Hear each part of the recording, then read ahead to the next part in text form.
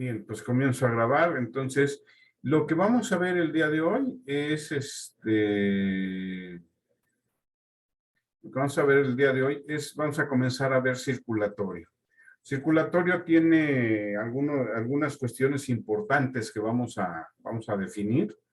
Entonces voy a compartir mi pantalla.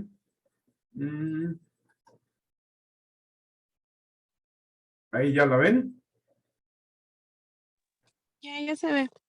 Perfecto. Bueno, entonces vamos a tomar el láser. Bien, pues vamos a comenzar a ver lo que es sistema circulatorio. Entonces, vamos a ver primero algunas generalidades de él y después vamos a entrar en materia en cada uno de los grupos de vertebrados. Entonces, recordando el origen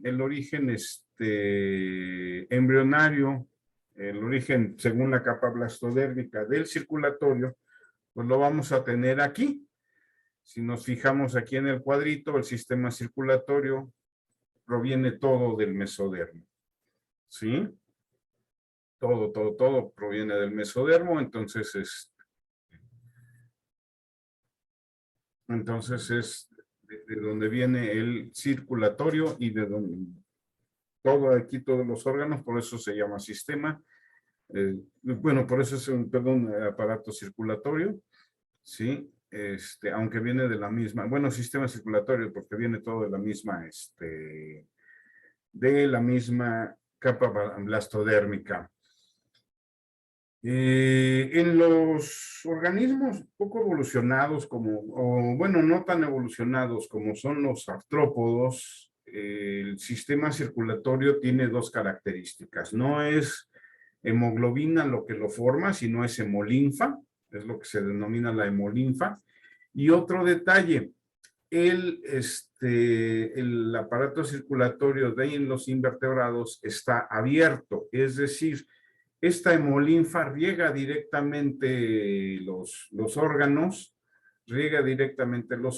y no tiene ningún problema. ¿Sí? En el caso de los vertebrados, nuestro sistema circulatorio es cerrado. Ya había comentado yo, pero bueno, lo vuelvo a comentar para que se recuerde, que al tener que nuestra sangre es increíblemente tóxica para el mismo cuerpo, por eso se mantiene cerrado,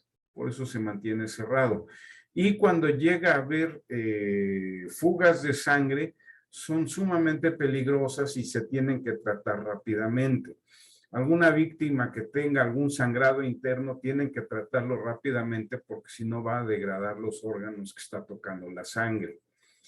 En los boxeadores, cuando les abren la ceja y empieza a caer sangre en el ojo, ahorita ya lo que se busca es ponerles un tapón de vaselina para evitar que caiga la sangre en el ojo, y si no para el sangrado, incluso es parte del reglamento del boxeo moderno, detener la pelea, y el boxeador que está herido así, pues pierde por default, por llamarlo de alguna manera. ¿Por qué? Porque a principios del siglo XX no se hacía esto, entonces dejaban que los boxeadores sangraran y les cayera sangre sobre el ojo, y sorpresa, lo que acababa ocurriendo es que el ojo de alguna manera se envenenaba con esa sangre, se atrofiaba y ya no funcionaba, ¿no? Entonces hubo mucho boxeador tuerto, no porque hubiera sido un golpe directo al ojo, sino porque era un golpe a la ceja. Entonces nuestra sangre es bastante tóxica, curiosamente, y debe de estar contenida en esos conductos que tienen estructuras especiales para evitar ser degradados por la sangre. En los vertebrados, el sistema circulatorio, además de cerrado, se compone de una interfaz líquida que es la sangre, arterias y venas, que son las tuberías para esta sangre, y el corazón, que es la bomba que mueve este sistema. Ya cuando vimos musculatura, vimos cómo está conformado el músculo cardíaco, ¿sí? Que el corazón no es otra cosa más que un músculo cardíaco. Evidentemente, a mayor complejidad del organismo, este sistema es más eficiente en términos evolutivos y funcionales. Más adelante, cuando estemos viendo corazón, lo vamos a ver. ¿Sí? Todo el intercambio que se da a través de la sangre de oxígeno, de nutrientes, de todo esto, que la sangre lo trae disuelto, nunca se da al ser un sistema cerrado, nunca se da por contacto directo de la sangre con los tejidos, con los órganos, sino se da únicamente por medio de capilares. ¿Sí? Entonces vamos a tener que como vamos a tocar el tema, va a ser los componentes, la sangre, el sistema arterial, el sistema venoso, el corazón, la estructura y función de la sangre, de los sistemas del corazón y las tendencias evolutivas y adaptaciones, ¿sí? Entonces vamos a comenzar a ver vamos a comenzar por los componentes. Ya habíamos dicho una interfaz líquida, la sangre, un sistema arterial, un sistema venoso. Están muy relacionados unos con otros.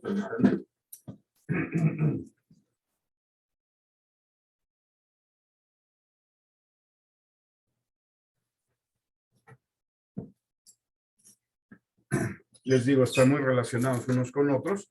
Entonces, el arterial con el venoso, ahorita lo vamos a ver. Y el corazón, que es la bomba que mueve toda esta interfaz líquida y que logra todo. Por eso una afección cardíaca es tan peligrosa. Las afecciones pulmonares, cardíacas y neuronales, o sea, cerebros, se vuelven sumamente peligrosas porque cada uno cumple una función específica para que el organismo sobreviva. ¿Sí? Entonces vamos a hablar de los componentes. La sangre, la consideramos un tejido ya que proviene del mesénquima, al igual que el tejido esquelético y el conectivo. Se compone de células sanguíneas y de plasma. Las células sanguíneas son estas: los monocitos, los neutrófilos, eosinófilos, basófilos, plaquetas, macrófago y los eritrocitos. ¿Sí? ¿Alguien sabe qué diferencia existe entre la sangre de un pez cartilaginoso u óseo y la sangre de un mamífero? O sea, yo veo estos eritrocitos y les puedo asegurar sin temor a equivocarme que es el eritrocito de un mamífero. ¿Sí? ¿Cómo son los eritrocitos de los otros grupos de vertebrados para asegurar solo de observar este eritrocito que es de un mamífero?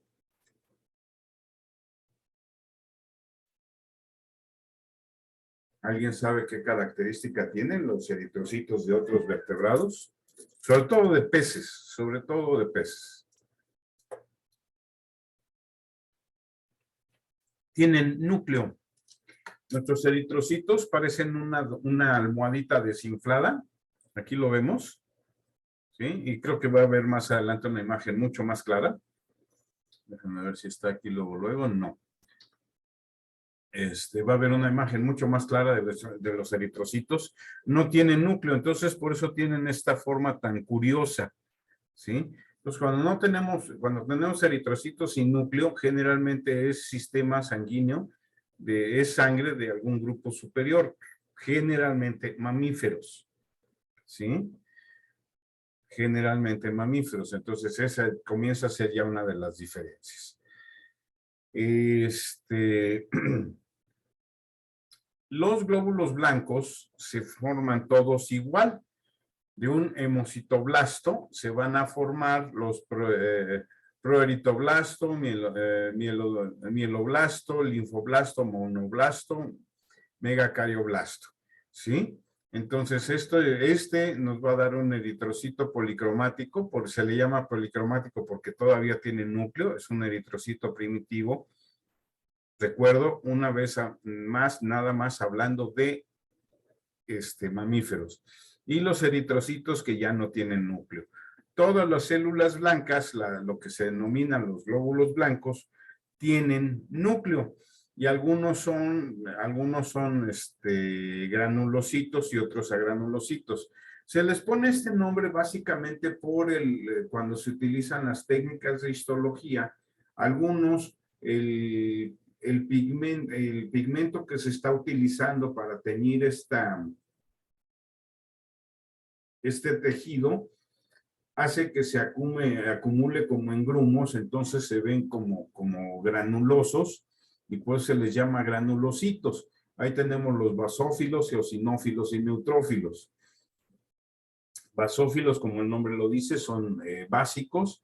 Eosinófilos tienen cierta preferencia por la eosina, es decir, los tiñe la eosina, y neutrófilos son completamente neutros, su pH es neutro. Los agranulocitos tenemos los linfocitos y los monocitos.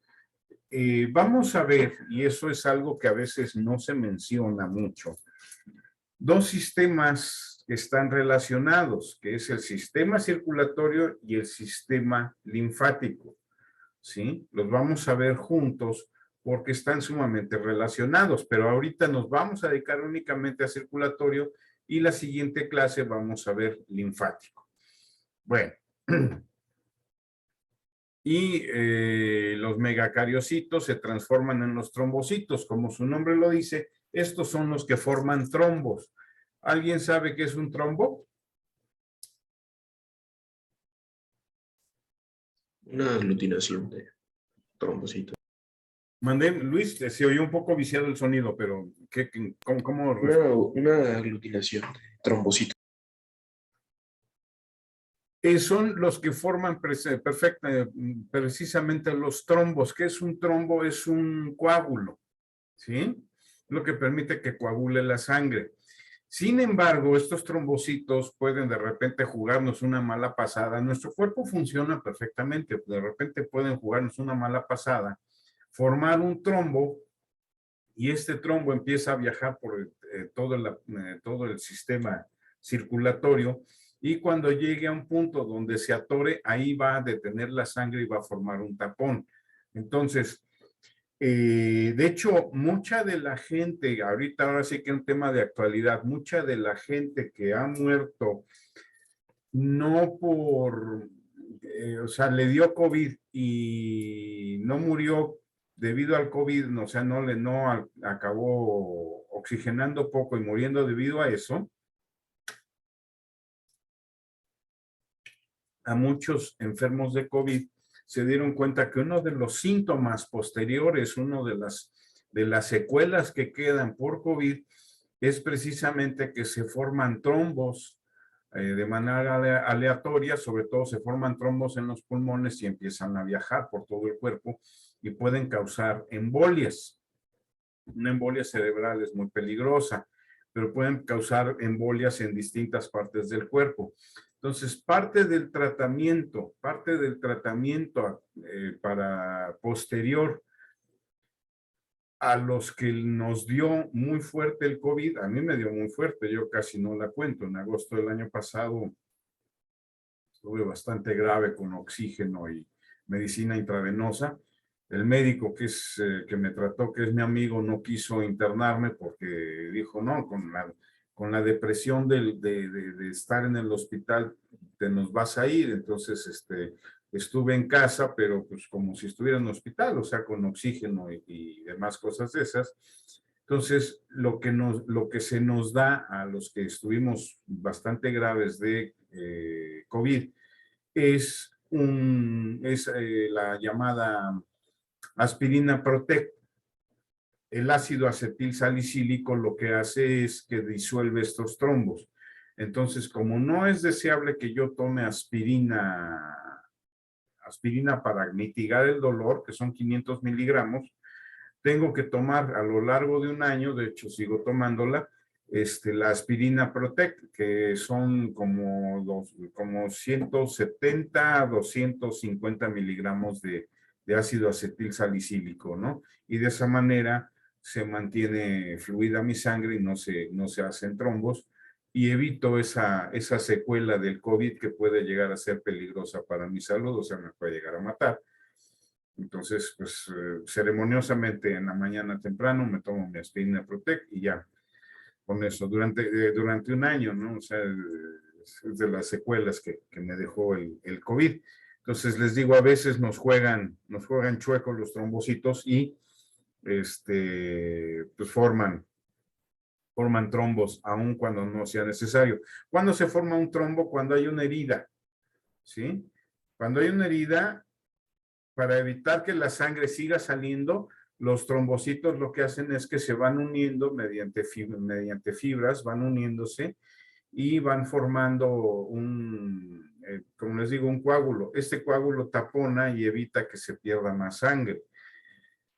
Nosotros tenemos aproximadamente 5 litros de sangre. Nosotros seres humanos tenemos aproximadamente 5 litros de sangre. Entonces, cuando hay un sangrado importante, es deseable que se formen. Si no estamos con el médico, sería deseable que se formen los trombos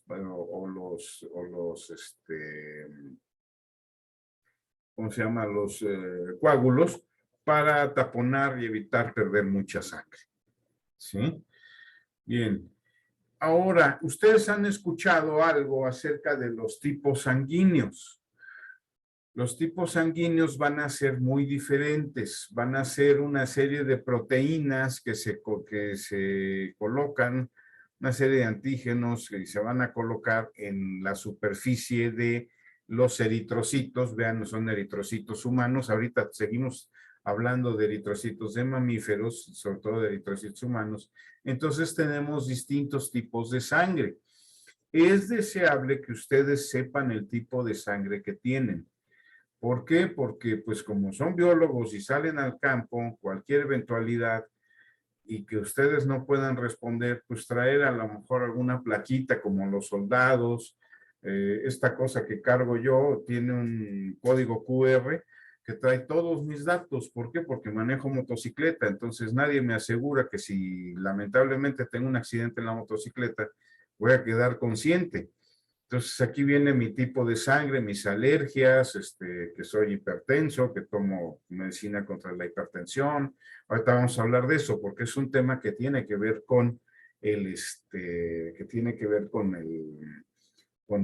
sistema circulatorio. Y trae mi tipo de sangre, muy importante. A veces en la chamarra de la moto también traigo una serie de parches que vienen con el tipo de sangre. Entonces es importante.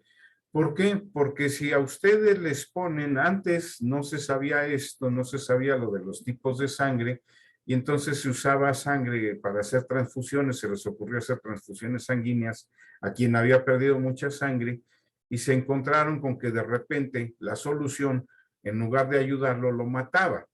¿Sí? Alguna persona que había perdido mucha sangre, le ponían sangre de otra, y de repente, ¡pum!, empezaba a morirse, empezaba a tener problemas y se moría.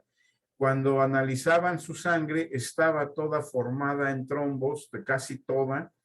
¿Por qué? Porque cuando la sangre, cuando le pones otro tipo de sangre que no es la correspondiente a ella, se comienza a aglutinar y entonces, aún sin trombos, bueno, los trombocitos tienen que ver, forman trombos y se empieza a aglutinar, pero en lugar de que sea un solo trombo, como cuando nada más es por trombocitos así, como aquí es otro tipo de sangre distinto, se aglutina y entonces esto acaba matando al receptor de esta sangre donada.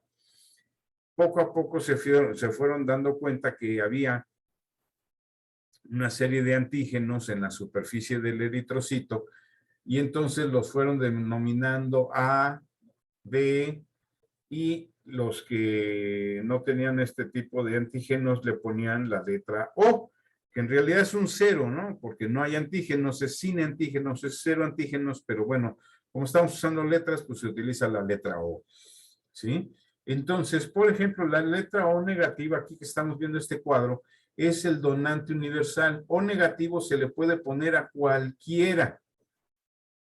cualquier persona de cualquier tipo de sangre y no va a haber problema de aglutinación. O positivo solamente se puede poner a AB positivo, a A positivo y a B positivo y evidentemente a O positivo. B negativo solamente a AB positivo, a B negativo, B positivo y B negativo, ¿sí? Y así lo vamos teniendo en el cuadro. Curiosamente, también otro tema de actualidad es que se descubrió que las sangres más susceptibles para tener padecimientos fuertes por COVID eran aquellas sangres que no eran O. Entonces, todos los de tipo de sangre A, B o AB tenían más problemas cuando se les presentaba el COVID que los que teníamos sangre de tipo O. Si a mí como me fue, quiere decir que no tuve problemas, no sé cómo hubiera ido si fuera yo de otro tipo de sangre, ¿no? ¿Sí? Entonces, por eso es importante. Esto es hereditario. Esto es hereditario. Generalmente las dominantes son las O, ¿sí? Y las recesivas son la AB. Entonces antes de que se hicieran pruebas PCR de DNA, la prueba de paternidad hace años consistía en sacar el tipo de sangre paterno, el tipo de sangre materno y se sacaba el tipo de sangre del bebé, ¿sí? Esa era la prueba de paternidad hace años. Ahorita ya es completamente genética y mucho más segura, ¿no? Porque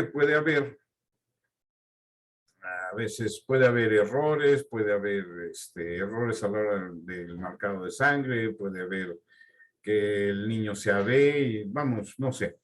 Entonces no se puede saber con certeza con la sangre. Antes era una aproximación, ahora pues ya con la PCR de DNA es mucho más eficaz. ¿Sí? Entonces por eso es que se determinan estos grupos según su antígeno. Vamos ahora a los componentes y esto aplica, ahí sí aplica para todos los vertebrados. Tenemos tres tipos de conductos principalmente: arterias, venas y capilares.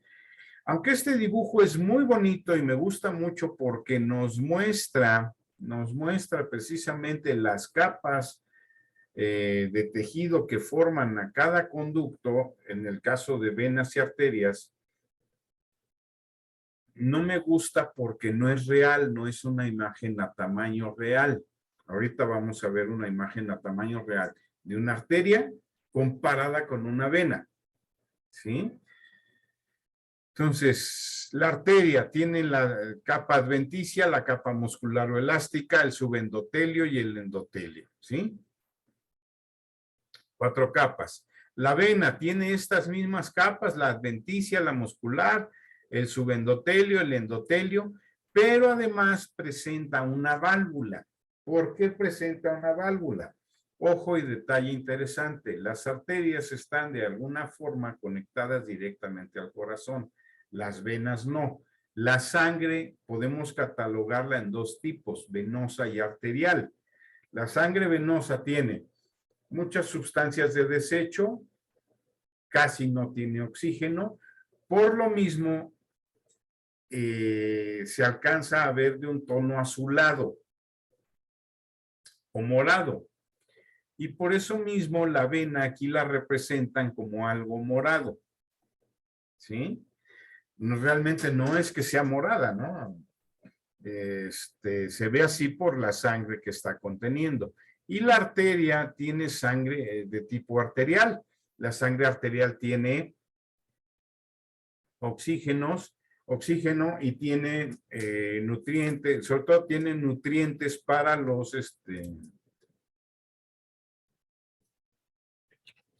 diferentes tejidos. Sin embargo, aquí va a haber una notable excepción.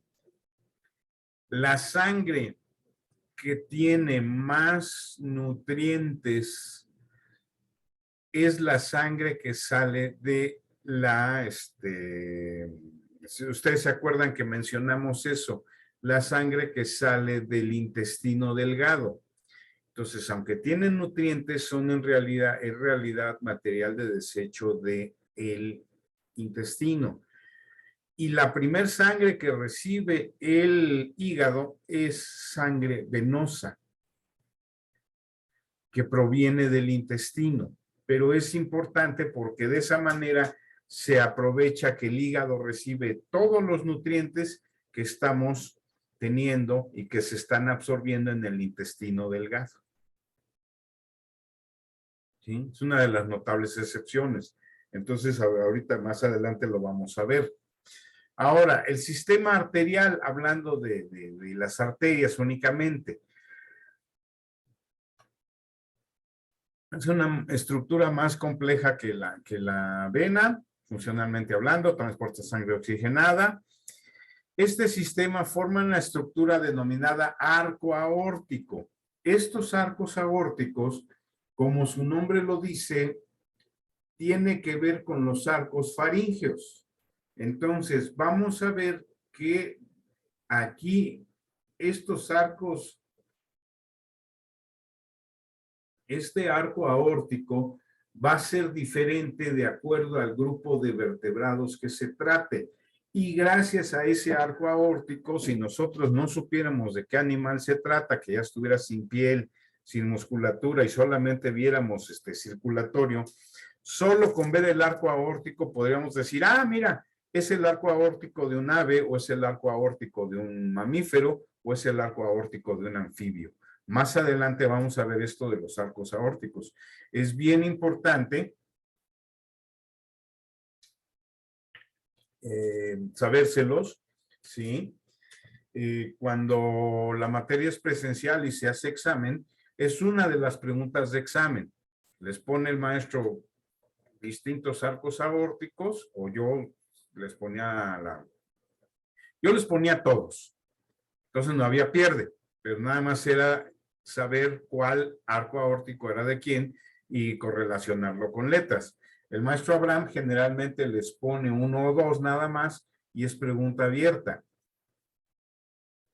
Estos arcos aórticos, ¿a qué vertebrado pertenece? ¿Sí? Entonces, por eso es importante aprendérselos. ¿Sí? El sistema venoso, las venas se juntan y también forman un sistema venoso.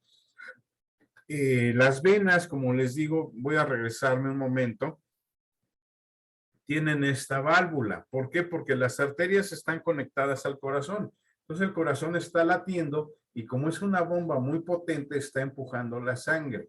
En donde ya no tiene potencia el corazón, tanta potencia el corazón, es en las venas. Entonces la circulación de la sangre va aquí de izquierda a derecha, según la imagen, ¿sí? Pero en las venas sí puede haber reflujo, sí puede haber un cierto reflujo de sangre, el cual puede ser peligroso, ¿sí? El cual puede llegar a ser peligroso. Entonces, para evitar el reflujo, el endotelio de la vena forma una válvula que está así, es una membranita. Si pasa la sangre por aquí, se abre y permite el paso de la sangre. Si la sangre se va a regresar, ¡pum!, se cierra e impide que haya un reflujo, ¿sí? Cuando hay problemas de las válvulas, generalmente es gente que no sobrevive mucho tiempo, porque existe reflujo de sangre y eso puede ser peligroso. Hay envenenamiento, sobre todo por los niveles de impurezas que puede manejar la sangre venosa. Entonces, se supone que va corriendo esta sangre venosa va corriendo hacia los riñones para ser filtrada, ¿sí? Y devolverle un carácter, incluso a los riñones y a los pulmones, para ser filtrada y oxigenada. Entonces, cuando se oxigena se vuelve de un rojo más intenso, por eso la arteria la ponen de rojo intenso y la vena de azul o de morado, ¿sí? Entonces, gracias a estas membranitas, a esta válvula, no se regresa la sangre, no hay reflujo. Esto aplica para cualquier vertebrado. Ahí sí, el sistema de conducción, las arterias y venas de los distintos vertebrados son iguales, no hay pierde. ¿Sí? No hay pierde. Bueno, entonces vamos a seguir al sistema, lo que es el sistema venoso. Tenemos un sistema subintestinal, el que se divide en sistema portohepático y venas suprahepáticas, venas dorsales, las cuales incluyen a las venas cavas, ahorita las vamos a ver. Venas abdominales que corresponden con su postura en la posición abdominal. Sí, se consideran sistemas de importancia menor, no son diagnósticos, es decir, no te definen taxones de vertebrados, ¿sí? Cosa que el sistema arterial sí lo hace, ¿sí? Y las venas pulmonares, las cuales se presentan solo en animales pulmonados y llevan sangre de los pulmones al corazón. Esto es por lo que les decía que la imagen no era cierta, esta imagen, esta imagen no era tan correcta porque las ponen aquí del mismo tamaño, pero las ponen del mismo tamaño para que puedan apreciar los tejidos. Realmente una arteria es así de gruesa, fíjense, la túnica íntima, túnica media, la túnica adventicia, el lumen, ¿sí? Esta es una arteria, arterias más pequeñas, una arteriola, un capilar y una vénula. Y fíjense, la vénula no está tan engrosada, entonces las venas son más delicadas, más delicadas, y por lo mismo, cuando se presenta en el ser humano el proceso de envejecimiento, se les hacen varices. Ustedes, si tienen a su abuelita, tienen a su abuelito, todo, yo creo que va a ser muy factible, sobre todo si ya son grandes, que escuchen que de repente tienen problemas de varices. Y cuando se ven las varices en las piernas, son como telarañitas, como carreteritas con muchas curvas y son de color como azulado. Es decir, son venas. Precisamente porque tiene poco tejido, es poco resistente y conforme se va haciendo, conforme se va teniendo más edad, este tejido se va plegando, ¿sí? Se va plegando y va a provocar una falta de circulación en algunos viejitos. Entonces, por eso es importante ver lo de sus varices. De hecho, ahí otra vez, la aspirina Protect se utiliza en personas de la tercera edad para permitirle que tenga una circulación correcta, aunque tenga muchas varices. ¿Sí? O sea, lo que haces es, en pocas y llanas palabras, es adelgazarle la sangre. ¿De acuerdo? Entonces, fíjense la diferencia de grosor entre una arteria y una vena. ¿Sí? Es una arteria principal y estas son arterias secundarias y una arteriola.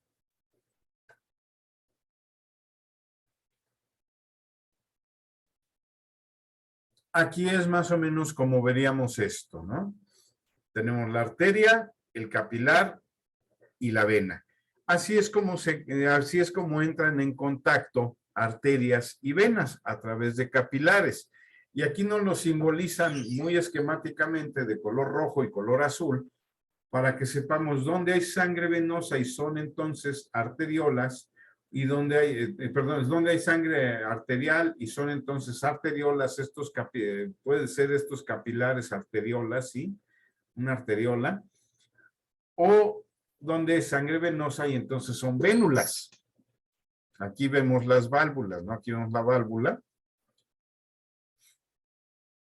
de la vena, ¿sí? Vamos a hablar ahora, antes de entrar a lo de los arcos aórticos, vamos a hablar ahora del corazón. Generalmente los corazones de vertebrados se componen de 3 grandes cámaras. Aquí lo tenemos en la lamprea, una cámara, 2 cámaras, 3 cámaras. Tiburón, una cámara, 2 cámaras, 3 cámaras, ¿sí? Pez óseo, pez pulmonado. Si se dan cuenta, en el pez pulmonado ya empieza a haber particiones o tabicaciones parciales. ¿Qué es una tabicación? Empieza a intentar dividir y formar, formar aurículas y ventrículos. ¿Por qué?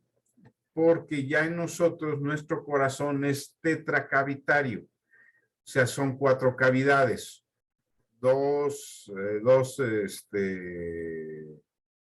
aurículas y 2 ventrículos.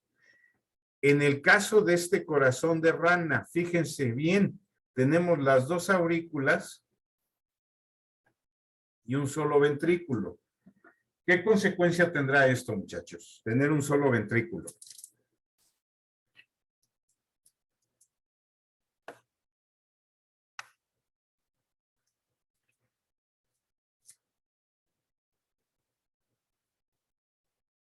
Eso es. Aquí se ve más claro. En este esquema que estoy señalando con el láser.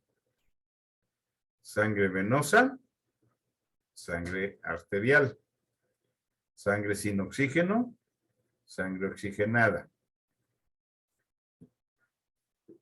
Fíjense, esta tabicación o partición de los ventrículos nos forman 2 cámaras y aquí están las 2 aurículas y son otras 2 cámaras.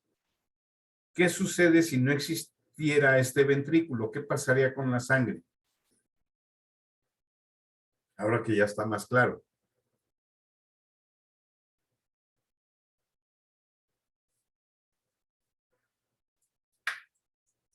¿No les queda claro?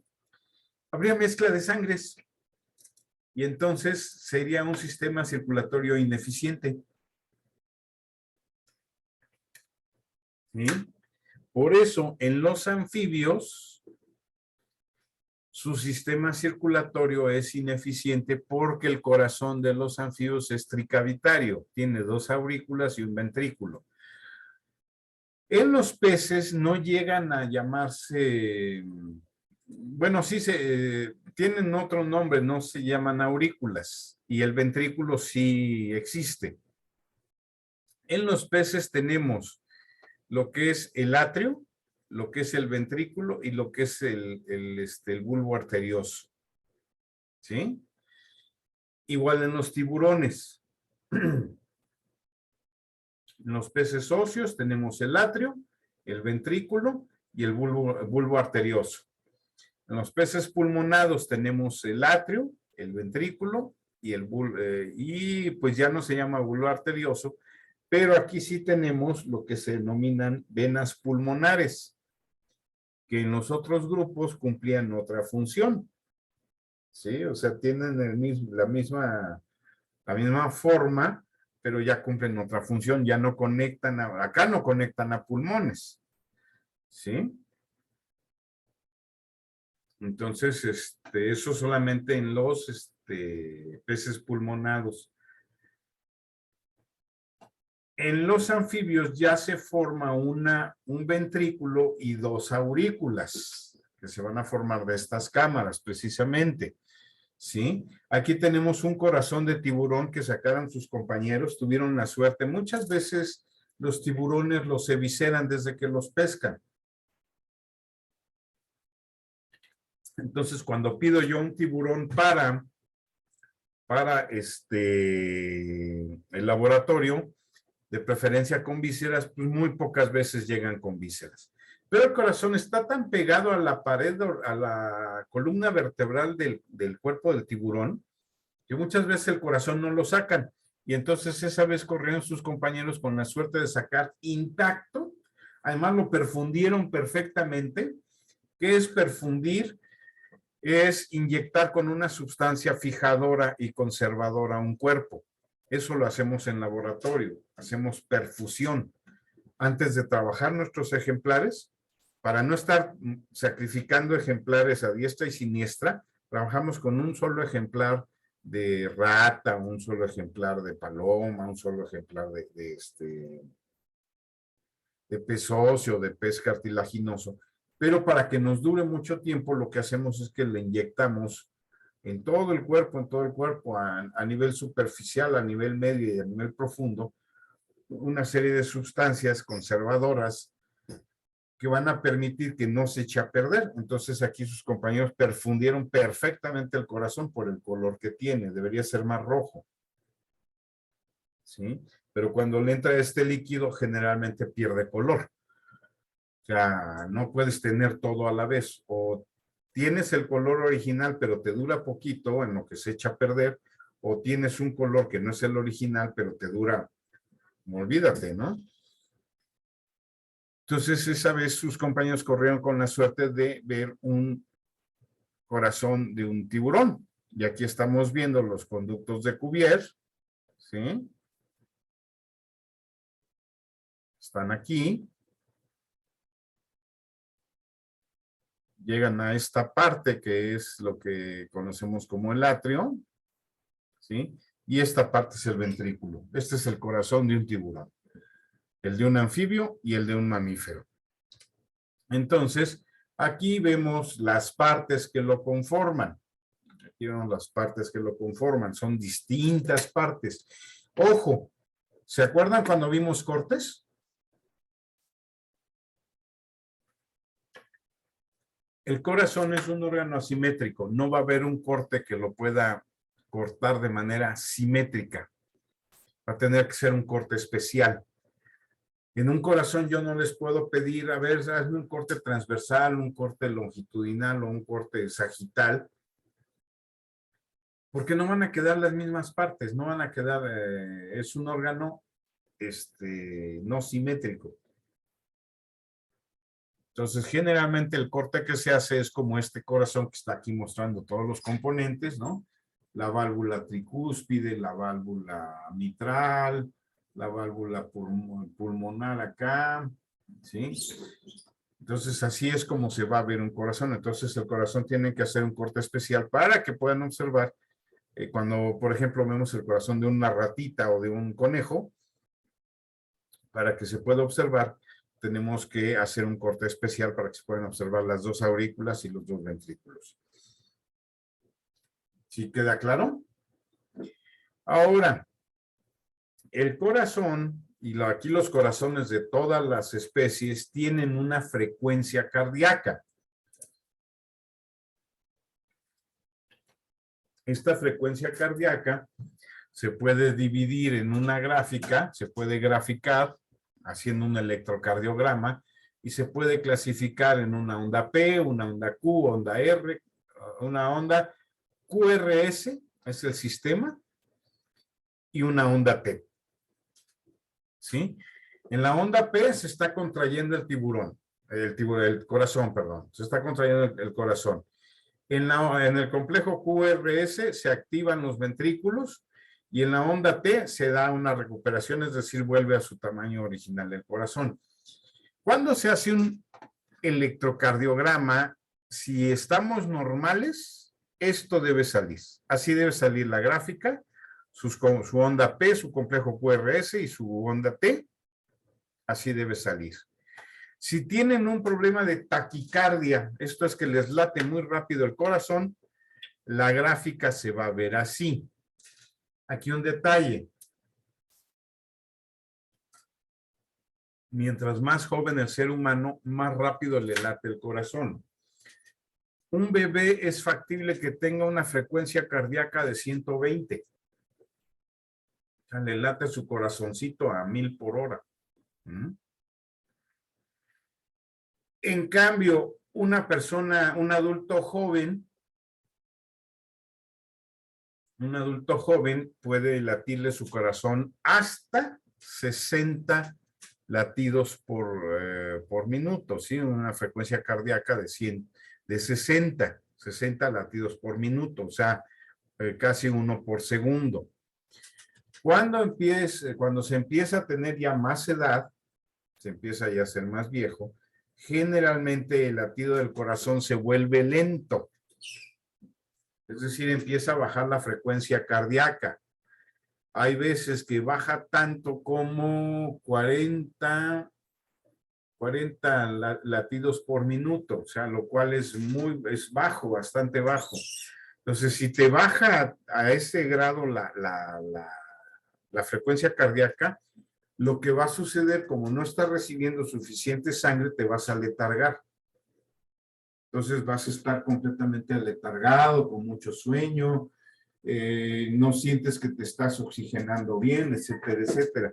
Eso le pasa a muchas personas ancianas. Y cuando ya su corazón empieza a latir todavía más despacio, algo como 34 latidos por minuto, se hace necesario colocar un marcapasos. El marcapasos lo que hace es que tiene una pila y le emite un choque eléctrico al corazón y va volviéndolo un latido normal, 60 latidos por segundo. Cuando tienes taquicardia está latiendo muy fuerte el corazón, o sea, muy seguido, muy rápido. Pero aquí un detalle, y lo he visto yo, al ser hipertenso, cuando me late muy rápido el corazón, mi presión arterial baja. La presión arterial se mide en milímetros de mercurio. La presión arterial normal es 120/80. 120 cuando el corazón está contrayéndose, o sea, la sistólica, se le llaman sístole y diástole, ¿sí? Entonces, la sistólica debe ser de 120 y de 80 la diastólica. Cuando eres hipertenso, generalmente la sistólica es de 130 y la diastólica puede llegar a 100. Pero si llega a 100, hay partes de las venas del cuerpo que ya no soportan y se revientan y viene un derrame. Puede ser un derrame cerebral, una formación de un trombo o algo por el estilo, y es muy peligroso. Entonces, les digo, esta frecuencia cardíaca debe mantenerse. En las personas muy ancianas se mantiene por medio de electricidad. Lo mantienen, ¿sí? Pero es microelectricidad, no crean que le va a estar brincando a cada rato el pobre ancianito que le pusieron el marcapasos porque le da un toque, ¿no? Es microelectricidad, ¿sí? Entonces, ¿dudas, preguntas hasta aquí, muchachos?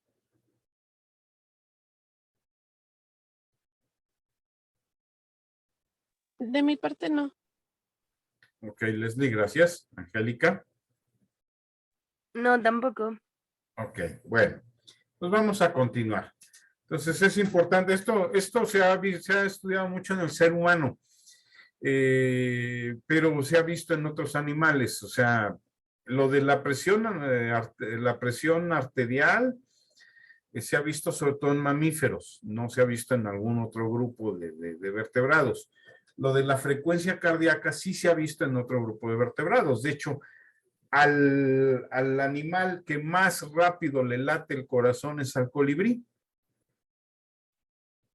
El colibrí tiene una frecuencia cardíaca de aproximadamente 300 a 500 latidos por minuto. O sea, el corazoncito está, pero a 1000 por hora. Si tienen dudas, alguna vez que vayan a algún rancho donde haya pollitos, tóquenlos, cárguenlos y toquen la parte de la parte donde está su músculo pectoral, lo que le denominamos pechuga. Y además de que el pollito va a estar espantado porque lo cargaron, van a sentir su frecuencia cardíaca. O sea, si tocan el pechito del pollito, van a sentir pum, pum, pum, pum. Claro, no llega al nivel del colibrí. El colibrí es el número 1. Y el elefante tiene una frecuencia cardíaca muy baja, ¿sí? Porque su corazón bombea con muchísima fuerza. Y todavía más baja la frecuencia cardíaca está en las ballenas, ¿sí? Está en las ballenas, una frecuencia cardíaca muy baja, pero el corazón de una ballena azul es del tamaño de un Volkswagen. Es un corazonzote, ¿sí? Entonces, por eso no necesita latir tan seguido, ¿no? Porque tiene mucha fuerza a la hora que late. Bien, vamos a hablar de la estructura y función, ¿sí? Entonces, aquí está la imagen que les quería mostrar. Esta es una imagen de sangre de un mamífero, sangre principalmente humana. Vemos un granulocito, un glóbulo blanco, y vemos un glóbulo rojo. Fíjense cómo parecen donitas o almohaditas desinfladas. Esto es por la ausencia de núcleo, ¿sí? En cambio, este sí tiene núcleo. Como tiene proteínas la sangre, va a tener una presión osmótica superior a la de las células intersticiales. ¿Qué sucede entonces? Va a través de los capilares se va a dar un efecto de ósmosis y es como van a pasar todos estos nutrientes que estamos viendo de la sangre, ¿sí? Van a pasar todos estos nutrientes a los distintos órganos que va tocando la sangre. Ahora, el sistema arterial del que les hablaba, los arcos aórticos, que son importantes, están relacionados con las hendiduras branquiales más un espiráculo. Se denominan con números romanos. El primer arco mandibular desaparece, perdón, aunque ha tenido presencia en la vida embrionaria. Cada arco aórtico se relaciona con los arcos viscerales, ¿sí? Y entonces el arco aórtico se va a componer de arterias eferentes unidas por capilares. Y vamos a empezar a ver esto. Ahí están, tal como lo mencionaron de los arcos aórticos, y que esto les digo que esto sí ya es una diagnosis diferencial para cada taxón de vertebrados. Ahí están las imágenes de distintos arcos aórticos de distintos grupos. El inciso A, este de aquí, es un predecesor teórico, tiene sus 6 arcos aórticos, ¿sí? Si se fijan, aquí está el corazón, aquí está el arco aórtico, y estas líneas que tiene entre ellos no son otra cosa más que capilares, ¿sí? Son capilares que van a relacionar los arcos aórticos. ¿Sí?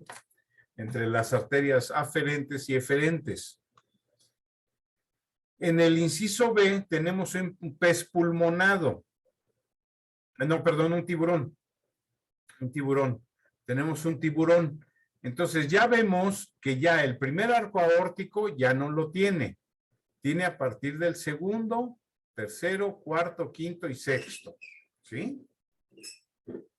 Y este es el arco aórtico del espiráculo. Es decir, si se dan cuenta, están muy relacionados con los arcos faringios o arcos branquiales. ¿De acuerdo? Porque ahí es donde reciben su oxigenación estos arcos aórticos, en las branquias. Entonces están muy relacionados. Por eso en el tiburón, que hay un espiráculo, tenemos aquí este arquito, ¿sí? Que es parte del arco 2, pero que ya no se forma completo. ¿De acuerdo? Bueno. Entonces, esto es en un tiburón. En la letra C tenemos un pez pulmonado. No tenemos otra vez todos los 6 arcos aórticos. Tenemos el 2, el 3, el 4, el 5 y el 6. No hay el 1, pero hay un detalle. Fíjense este arco aórtico, el sexto, que tiene precisamente arterias pulmonares. Van hacia los pulmones. Entonces, no hay manera de que confundamos los arcos aórticos de un tiburón con los arcos aórticos de un pez pulmonar. ¿Por qué? Por la presencia de estas arterias pulmonares. ¿Sí queda claro? ¿Sí? Ahorita lo vamos a ver cada uno en detalle para que no se espanten de que así, porque así se ve muy poco claro. Tengo un esquema donde se ve más clarito. ¿Sí? En el inciso D tenemos un teleósteo. Si se fijan, el teleósteo no tiene los arcos del espiráculo. Y ya no tiene arco 2 tampoco. Entonces solamente tiene arco 3, 4, 5 y 6. ¿De acuerdo? ¿Cuántas branquias tiene un pez óseo? 4. ¿Cuántas branquias tiene un tiburón? Puede tener de 5 a 7.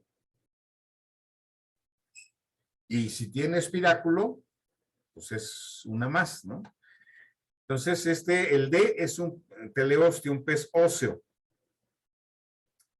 La E es una salamandra terrestre. Fíjense, quiero que noten algo simpático. Estas arterias son las arterias pulmonares. Aquí están los pulmones. Está la letra L de lung, ¿sí? Los pulmones. Entonces, no vamos a confundir los arcos aórticos de un pez pulmonado con los de un anfibio, ¿sí? Una salamandra terrestre, porque aunque tienen las arterias pulmonares, los anfibios ya no tienen ya no tienen el segundo arco. ¿De acuerdo? Ya no hay un segundo arco. Ya nada más tienen 4. 3, 4, 5 y 6. ¿Sí? Tienen 3 arcos aórticos. Aquí está el corazón. En el caso de una lagartija, tenemos las arterias pulmonares. Ya no hay arco 5. Por eso está marcado así. Y solo tenemos arco 3, arco 4, arco 5 ya no hay.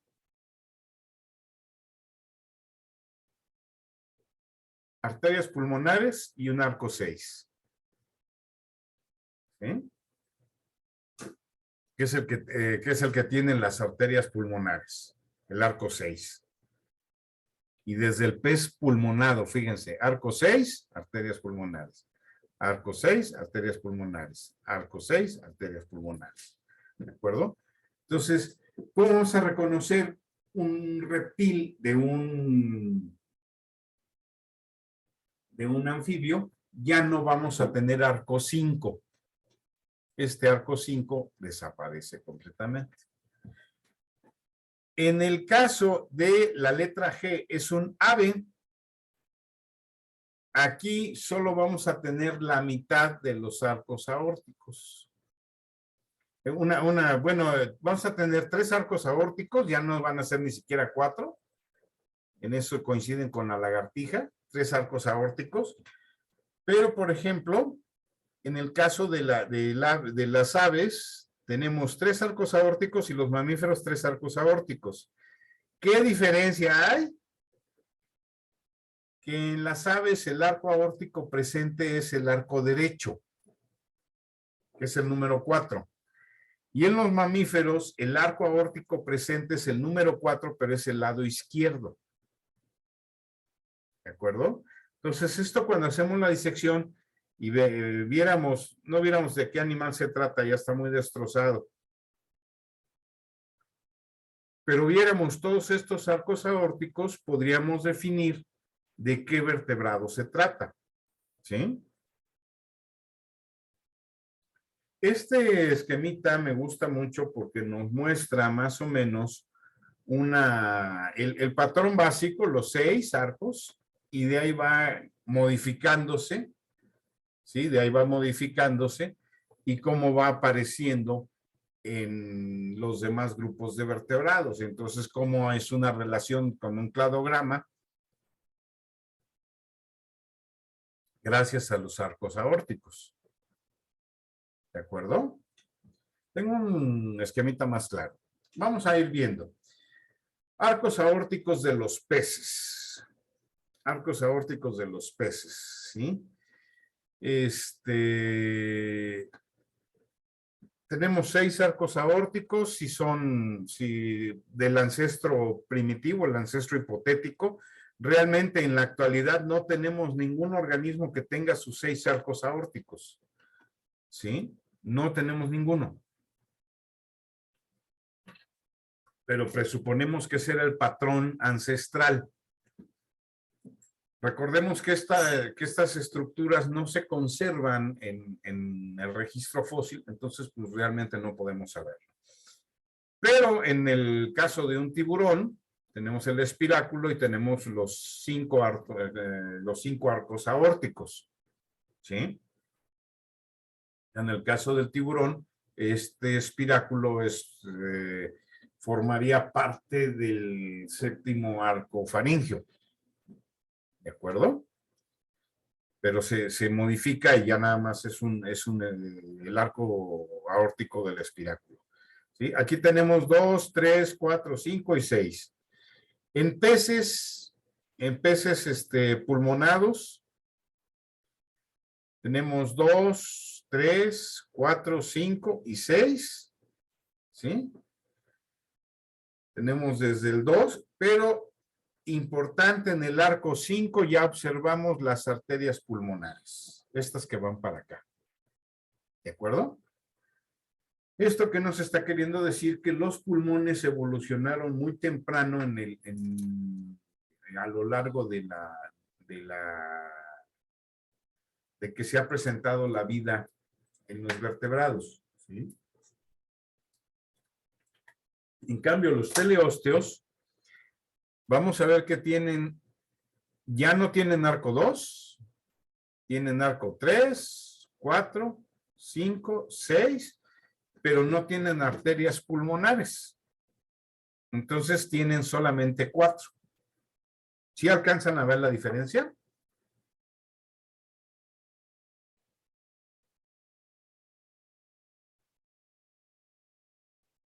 ¿Sí la alcanzan a apreciar o no mucho?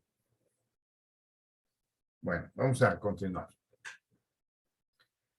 Ahí está la diferencia de arcos, de manera un poco más esquemática, me gustó mucho, de arcos entre un pez teleósteo y un pez pulmonar. ¿Sí?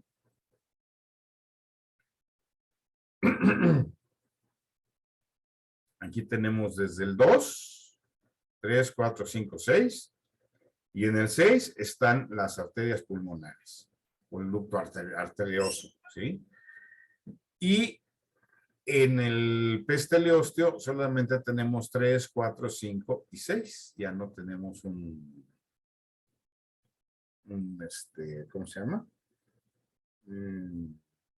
Segundo arco, que aquí sí. ¿De acuerdo? Bien, vamos ahora a los anfibios, que ya empezamos a tener modificaciones. En los anfibios, los 4 arcos restantes persisten. El tercero, Álvarez del Villar le llama el arco carotideo, que origina las arterias carótidas. ¿Sí? El cuarto arco, es el que se le llama arco sistémico. Cuando hablamos de circulación sistémica, estamos hablando de circulación que va a todo el cuerpo. ¿Sí?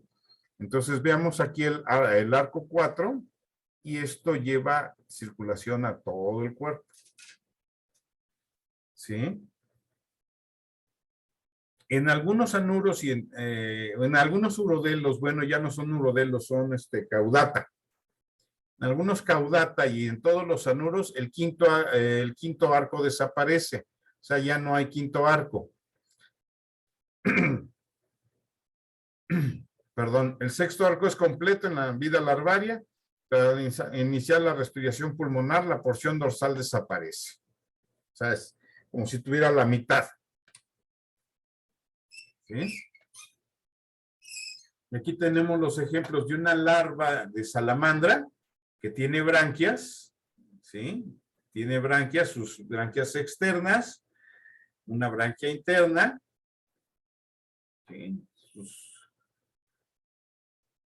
4 arcos, ¿sí? El 1 y el 2 ya no existen como tal, pero ya se está desarrollando el pulmón ya se desarrolló y vemos cómo se modifican, ya no están aquí presentes en la branquia, estos arcos, ¿sí?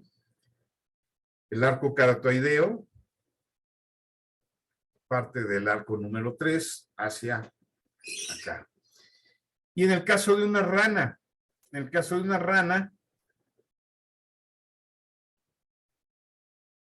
no tenemos ni arco 1 ni arco 2, tenemos el arco caratoideo, que es el 3, ¿sí? Tenemos el arco que tienen las venas pulmonares, que es el 6, o el pulmocutáneo, el arco pulmocutáneo, como aquí lo estamos viendo, ¿sí? Y ya de algunos arcos queda solo la mitad.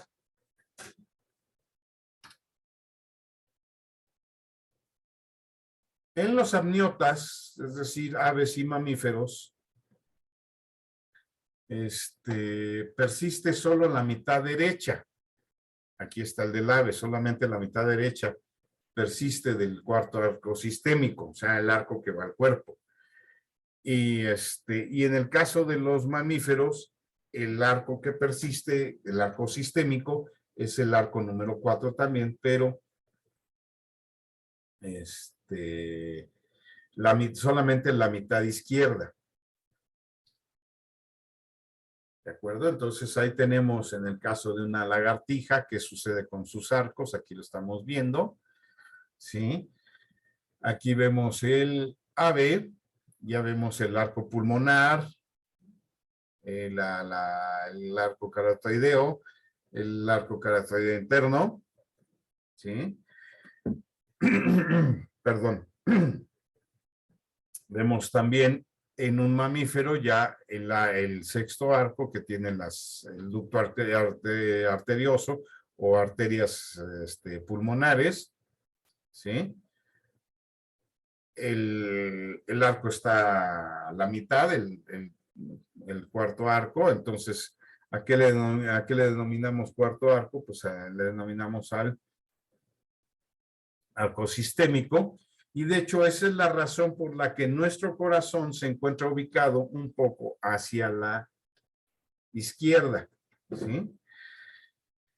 Y tenemos los arcos caratoideos internos y externos, y aquí tenemos un espacio más de faringe, que en mamíferos a veces, bueno, de arco faríngeo, en mamíferos a veces medio permanece, pero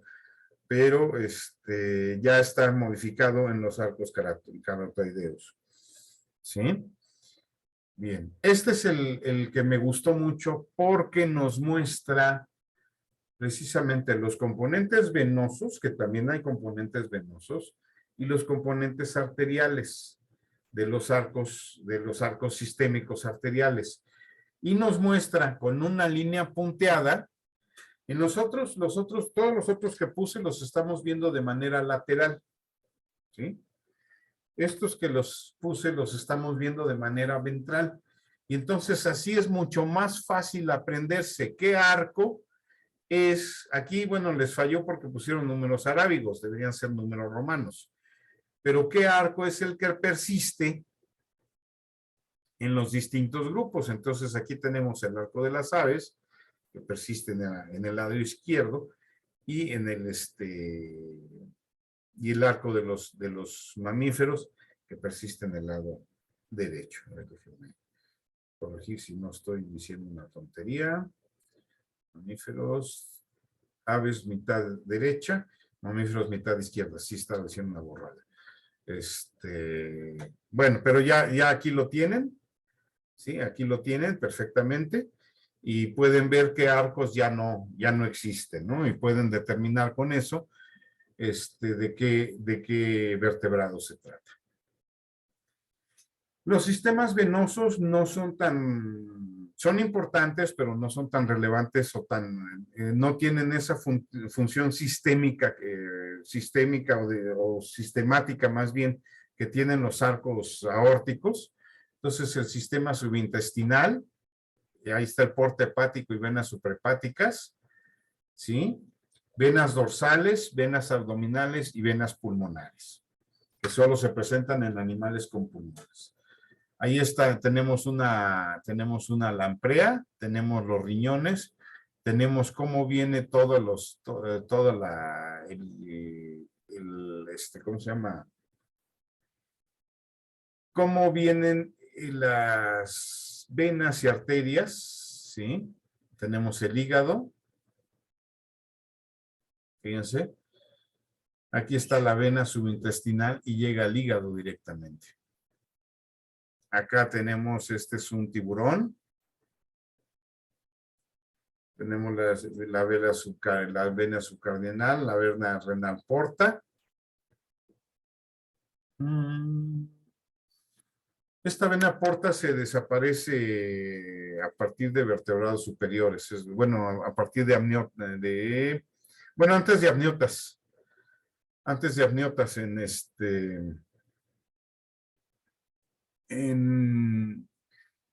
bueno, no, sí, no en amniotas, porque ya aquí tenemos, seguimos teniendo sistema porta renal, ¿sí?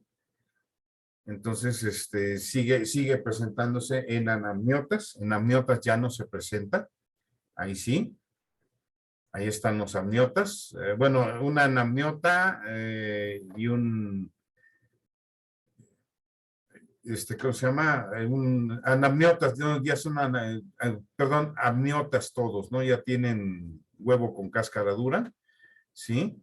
Ya no va a haber, ya no vamos a tener un sistema, va a empezar a desaparecer el sistema porta renal, ¿sí? Todavía quedan reminiscencias, pero ya no es tan importante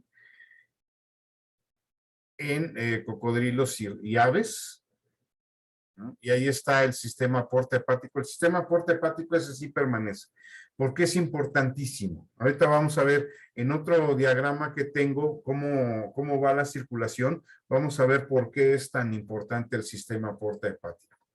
Y ahí está el de los mamíferos, ¿sí? Ya no tenemos sistema porta renal, ya nada más tenemos unas venas renales, ¿sí?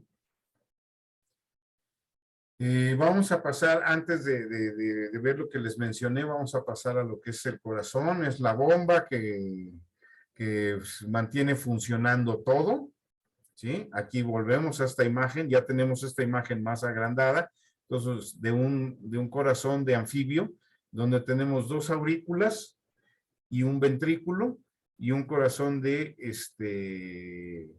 bueno, este es de mamífero, pues, pero pudiera ser desde cocodrilo. Recordemos que los cocodrilos, las aves y los mamíferos tienen ya corazón tetracavitario. Y se tiene por ahí la hipótesis que los dinosaurios también tenían un corazón tetracavitario, por ser tan parecidos a los cocodrilos. Como es un órgano blando, no se conserva en los procesos de fosilización, entonces solo podemos elucubrarlo.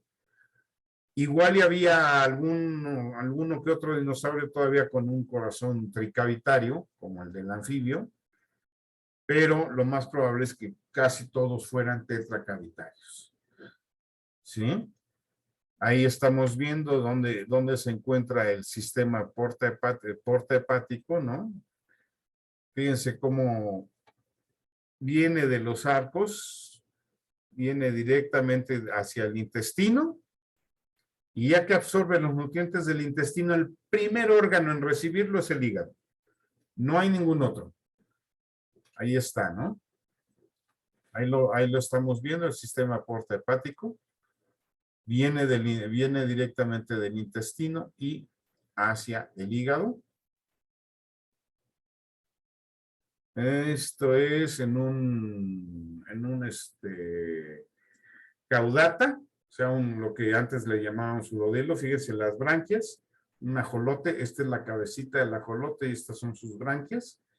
Y fíjense cómo se distribuye el sistema circulatorio, ¿no?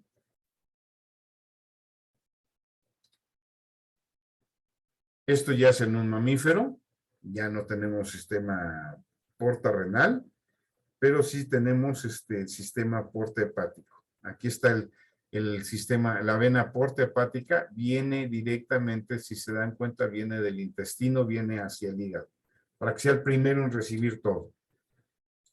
Ahí están los esquemitas que les decía, que son muy sencillos y una manera fácil de entender cómo es la circulación en unos. Esta es la circulación en un animal, en un pez, principalmente, que tiene un corazón de 3 cavidades, pero todavía no son denominadas aurículas y ventrículos, nada más es el ventrículo. Este es el corazón, la dirección de las flechas es la dirección hacia donde va la sangre, o sea, la circulación sistémica. Este es el cono arterioso de los peces, ¿sí? Ahí están los capilares de las branquias, o sea, aquí se oxigena la sangre y viene para acá. De aquí pasa al intestino delgado para absorber los nutrientes y cederle el oxígeno al intestino delgado para que se nutra, ¿sí?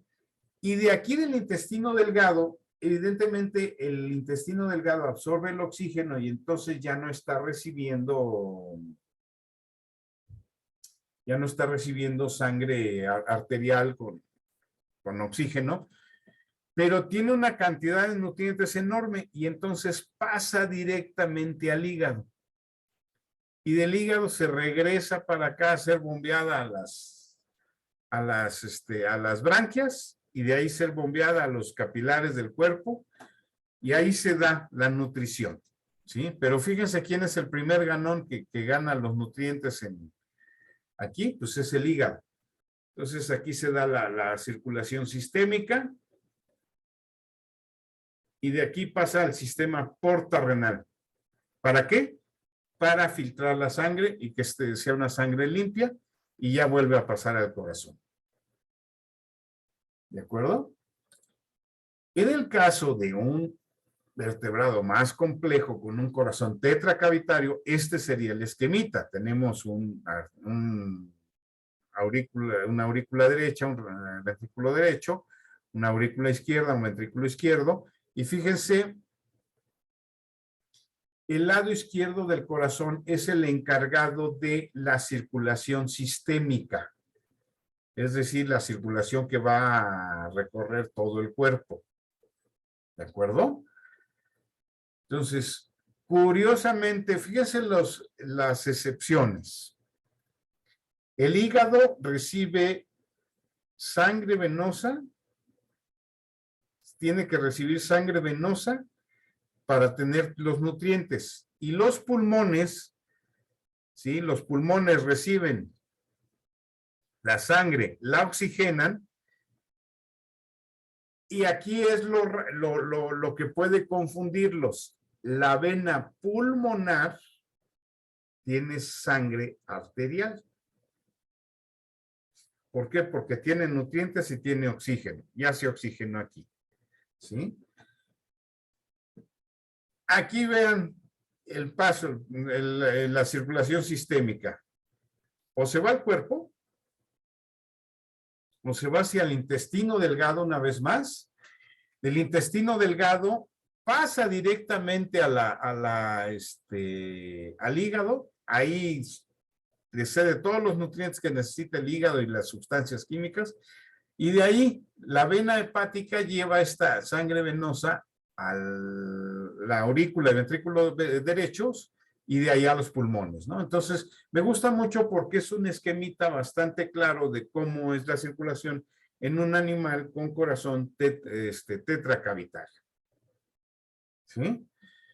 Ahí tenemos unos esquemas, los puse, pero realmente pues hay que estudiarlos a detalle para entenderles porque no son tan claros, ¿no? Pero es más o menos la circulación, cómo se va presentando en un pez típico, en un anfibio terrestre o reptil y en un mamífero.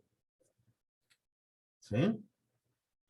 Y ahí está la evolución de estos sistemas, que también me gusta mucho este cladograma, cómo se presenta en unos y otros, y cómo se mantiene sobre todo el sistema porta-hepático. Ahora, otro detalle, y aquí vamos a hablar de las jirafas. El corazón de la jirafa es un corazón muy grande. Tiene una fuerza increíble porque tiene que mandar la sangre de aquí a una cabeza, un cerebro que está más o menos a 2,5 o 3 metros de altura. Recordemos que la jirafa mide 5 metros. Entonces el bombeo tiene que ser, pero duro, muy duro. ¿Sí? Pero, ¿qué sucede cuando la jirafa se agacha a tomar agua? ¿Qué sucedería? En el caso particular de la jirafa, por cómo ha evolucionado, ha modificado un poco la presión, modifica un poco la presión de su corazón, para que cuando se agache a tomar agua, el corazón no tenga tanta presión al bombear. Si eso ocurriera, por la presión del corazón más la fuerza de gravedad, provocaría un sobrellenado de las arterias cerebrales, ¿sí? Las arterias que están en el cerebro, y le provocaría a la jirafa un derrame cerebral, la mataría. Consecuencia, ya no tendríamos jirafas. Entonces, esas arterias cerebrales tienen una serie de válvulas, como las de las venas, que impiden que llegue con mucha presión la sangre, y también el corazón modifica su potencia cuando se está agachando la jirafa, y entonces pierde potencia, y entonces ya la sangre llega al cerebro sin mayor problema y no llega con tanta presión. ¿Sí? Es una de las adaptaciones que hay. Otra adaptación, ya platicamos de ella cuando hablamos de músculo cardíaco, es esa capacidad también que tiene el corazón de modificar su ritmo cardíaco de acuerdo a cómo se vaya a necesitar. Entonces es otra adaptación. Esa se presenta sobre todo en mamíferos marinos, odontocetos y misticetos. Es decir, su corazón late con mucho más despacio, y algunos, incluso algunos delfines, por ejemplo, cierran arterias y venas de lugares donde no quieren que fluya la sangre y la concentran a lugares donde sí se busca que fluya la sangre. ¿De acuerdo? Bien, ahora hay un detalle interesante. Esto es el sistema circulatorio en un bebé y en un adulto, o en un neonato, más que en un adulto, en un neonato. En un bebé, recordemos que aunque el corazón ya está funcionando, de hecho eso es lo más bonito que le toca a uno como padre cuando hacen el ultrasonido, es lo primero que ve uno de sus hijos, el corazón. Por lo menos a mí me tocó verlo y fue bastante emotivo, ¿sí? Ver su corazoncito latiendo.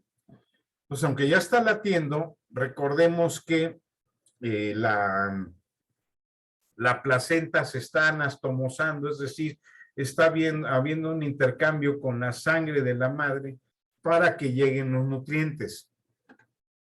Entonces, fíjense, aquí está la placenta y fíjense por dónde corre la sangre. O sea, la dirección de la flecha es la dirección por donde está corriendo la sangre, ¿de acuerdo? Esto en un feto. Cuando un bebé nace, y que nace ya sea por cesárea o por parto natural, hay un detalle, esto se los platico porque a mí me tocó verlo. Cuando recién lo sacan, no cortan inmediatamente el cordón umbilical, porque aquí está la placenta y aquí está lo que conecta la placenta con el resto del sistema circulatorio. Entonces, el cordón umbilical vendría por acá afuera, ¿sí? Estaría hacia acá, hacia afuera.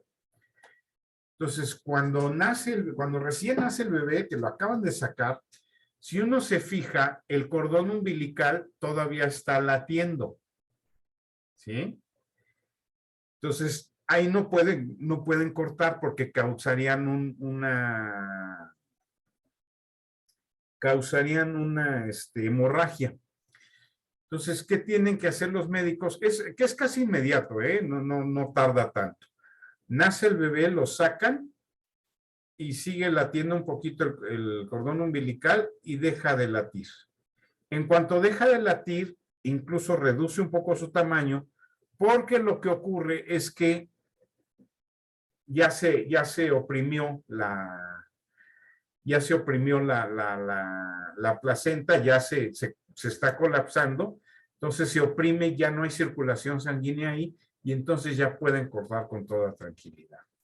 Esto se pierde en un neonato y pero fíjense, de la placenta, ¿a dónde llega? Al hígado. Entonces, fíjense que el hígado es uno de los órganos más importantes del cuerpo humano. Entonces, tanto tiene un sistema portaepático como tiene un sistema que permite que de la placenta llegue la sangre directamente al hígado, porque va a ser el que va a tomar todos los nutrientes. la mayoría de los nutrientes, ¿sí? Y empezar a modificarlos. Entonces, cuando esto se obtura porque ya nació y la placenta ya se desprendió de la mamá, todo esto se obtura y queda un ligamento pegado al hígado. Este ligamento se puede llegar a ver cuando se hace una disección, ¿sí? Entonces, así es la circulación de un bebé cuando está todavía dentro de la madre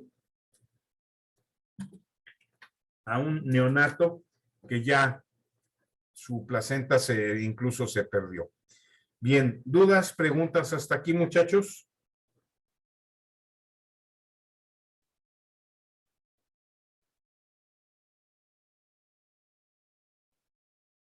¿Ninguna? Bueno. Y esto es el ultrasonido de las válvulas de un corazón. Aquí se alcanzan a ver los ventrículos, un ventrículo, otro ventrículo, y se alcanzan a ver las valvulitas. Las valvulitas es el ventrículo derecho y el ventrículo izquierdo. Y se alcanzan a ver las valvulitas. Acá la tenemos de lado. Fíjense cómo se ve la valvulita abriendo y cerrando en el corazón. Este es un ultrasonido de un corazón ya de una persona adulta. Y así se alcanzan a ver. Y bueno, así sería más o menos la circulación, ¿no? Y así tendríamos el corazón. Bien, esta parte del sistema linfático la vamos a dejar para la siguiente clase. ¿Sí? Les digo, la vamos a dejar para la siguiente clase porque ya son estructuras diferentes, están muy relacionadas, sumamente relacionadas, pero ya son estructuras diferentes, entonces vamos a verlo en la siguiente clase. Entonces, ¿dudas o preguntas de circulatorio, muchachos?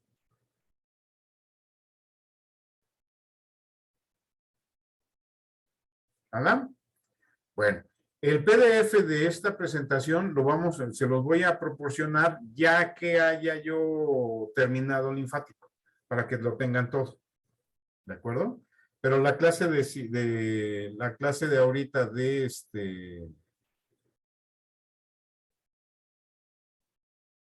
la clase de ahorita sí